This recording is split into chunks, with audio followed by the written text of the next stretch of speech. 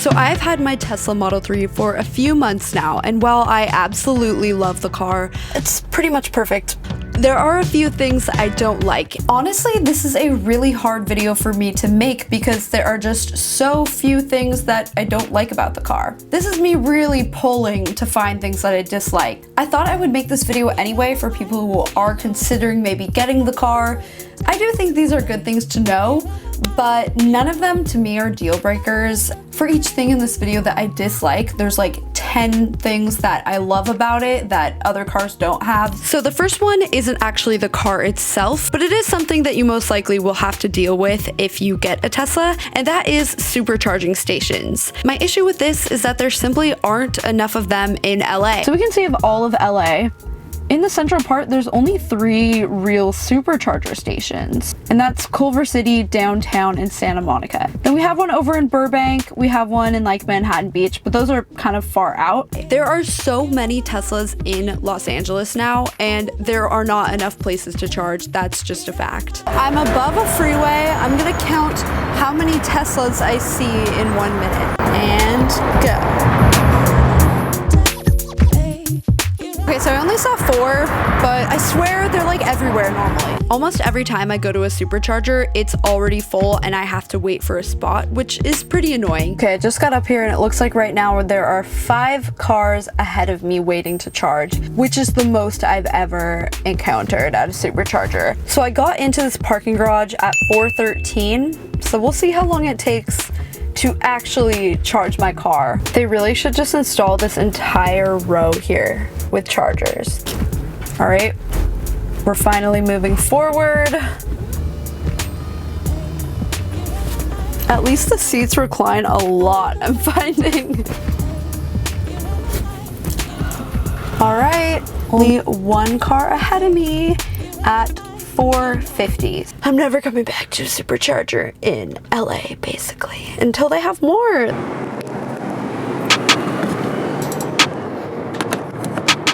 And now, a full hour later, I'm done supercharging at 5:20. So obviously the supercharger thing is very inconvenient, but it's not actually an issue for me because I just charge at my house. Also, I think this is really only an issue in Los Angeles. LA has the most Teslas of any city in America, so I kind of doubt this is much of a problem outside of LA. In fact, when I took my Tesla on a road trip, I went to 6 different superchargers outside of LA, and not once did I actually have to wait to charge. Literally the only one here. There's also a lot of plans to build superchargers, so I don't think this is going to be an issue forever. But if I couldn't charge at my house, yeah, that would be a nightmare. The next thing I don't like about the Model 3 that actually is a pretty big issue for me is how low it is to the ground. It is super low to the ground. Do you see this? It's like my hand, basically. Very easy to bottom out, really easy to scrape in my driveway. Where I park, it will sometimes scrape the bottom. I mean, at least we have this like amazing backup camera, and it's really sketching me out and making me feel like maybe something's getting messed up on the battery. Am I about to ruin my car? Is battery acid gonna get everywhere? Just kidding, I really don't think that's gonna happen. Okay, so backing it in. It does work most of the time, but it's very tricky the angle that I have to back in at, and honestly, I still do scrape the bottom sometimes. This might. Oh, okay. This time I didn't. For most people, this probably isn't going to be a huge problem, but because my driveway is so steep, it really is a problem. I think in time I will just continue to actually get a feel for when it's scraping and when it's not going to, but I wish it was just like an inch or 2 higher and I could just back in like a normal car. I will say though, it has a great trade-off. Because it's so low to the ground, it just feels like a sports car. Like when you're taking turns, you feel like you have way more control than when your car is a little higher to the ground. Like it's just more fun to drive. The next one is regarding getting your Tesla washed. So most cars you can take to a car wash and get some kind of special but at every car wash I've gone to, they say that you have to hand wash a Tesla, so it's usually at least $30. And I got a black car and I park outside and it's dusty in like 3 days. That's my own fault. So should not have gotten a black Tesla. Since it has to be hand washed, you can't go to those sort of drive-through car washes, so you have to get out of your car. I feel like it ends up taking longer, and since I did buy a black car, I feel like I have to go pretty often. This is a waste of time. Again, this is a small thing, but I didn't realize before that it was going to be sort of high maintenance to get the car washed. So while it is kind of annoying to always have to do the hand wash, I think this is pretty typical of any car that's in the $40,000 plus range. Another thing I wish I would have known is that the waterless car washes can really scratch the paint of your car. So I ended up buying a Tesla recommended waterless car wash on Amazon. I'm just trying to take care of my car, keep it looking good, and I end up with all these little, like, almost microscopic scratches on my car. I wish I would have known that because I would not use a waterless car wash on this car. Okay, the next thing I don't like is actually the wheels. These wheels are, I think, just kind of ugly. I don't think they look that cool, so I took them off. No, I didn't take the wheels off. I actually just took off the hubcap. So I just bought on the Tesla website the Aero wheel cap kit and installed it myself. So if I can do this, you can do this. Like, I don't know how to change oil. I can kind of change a flat tire, but basically what I'm saying is anyone can do this. Whoa, oh. There we go. So you can see when we pop off this hubcap, it actually looks pretty cool underneath. And it's really not hard to install this kit. It's $50 for all 4 wheels, and it took me like 15 or 20 minutes. And I think it looks a lot better. Like, I think it looks really good this way. I mean, there is a function for this. They are more aerodynamic. When you take this off, you lose 5% of range. Personally though, I don't even notice that. Like, I'm not over here running out of battery every day. Like, I am okay with losing 5% of range. And they're actually really easy to put back on, so if I go on a road trip, I can pretty easily just pop them back onto my car. I have a theory Tesla just doesn't want people to really know about the wheel cap kit, because if they did, they probably wouldn't pay more to upgrade to the better looking wheels.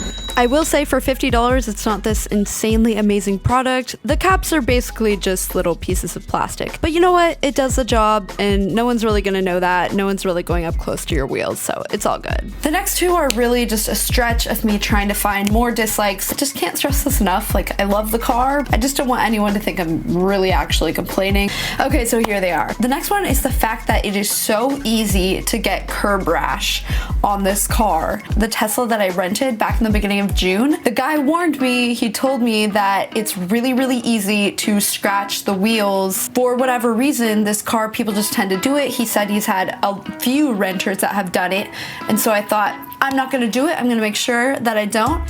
And sure enough, I did. I was so mad at myself.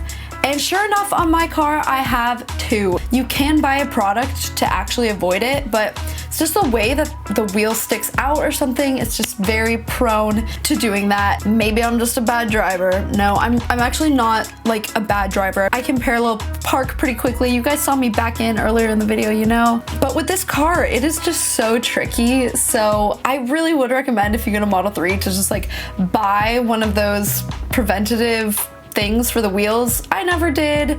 I'm just like, ugh, the damage is done. It's about $200 to fix it, I think, per wheel. This next one, I think a lot of people actually would agree with me on, and that is there's too many steps to turn on the air conditioning. So in most cars, you just press one button and your AC is like on full blast. But in the Model 3, you have to press the fan button, then you have to press up like 10 times, and then you really have the air conditioning on.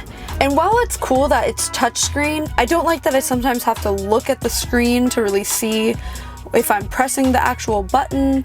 It doesn't really feel that safe. This is just such a stupid thing that doesn't even honestly matter that much. But we're really pulling here to find any dislike of this car, because I just love the car. And the next one really is just kind of about Tesla in general, and that is I dislike how they kind of change their pricing. Like, Elon Musk will just tweet that autopilot's gonna be $1,000 more next month.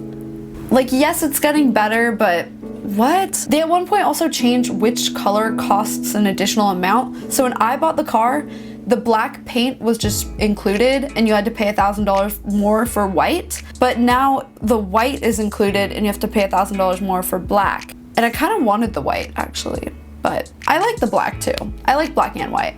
And the red is like really cool also. They also have gotten a lot of backlash about lowering the price of the car in general. They actually lowered the price of the Model 3 by $1,000 after I bought it. And that's kind of annoying to Tesla owners that already bought the car, right? But I'm pretty sure the reason for this is the federal tax credit cut, so it kind of just balanced that out. I just think it's kind of weird. Like, I don't really like how they do that, but I get it. Tesla is still technically a startup and they gotta do what they gotta do. And like I said at the beginning of the video, I'm still loving the car. Like, it still works really well just charging at home. I didn't even get anything installed. I just used the 110 volt outlet. When I first got the car and made a video, I considered, you know, installing a stronger charger, but I haven't really found a need for it. I get about 70, 80 miles overnight. So I end up just always having enough charge, and yeah, I didn't need to install anything. I found that this is just good enough. I still totally recommend the car. I guess the only thing is, I do think it would be difficult to own if you can't charge it at home, just because of the supercharger situation. All in all though, still really loving the car. I don't regret it at all. I just had a lot of requests to show any dislikes, but I don't think any of these should really deter you from getting the car, except the supercharger one if you don't have anywhere to charge it. So that is it for this video. If you're actually thinking of getting a Tesla and you want 1,000 free supercharger miles, I'll put my referral link down below. Feel free to use that. And yeah, I'll see you guys in my next video. Bye.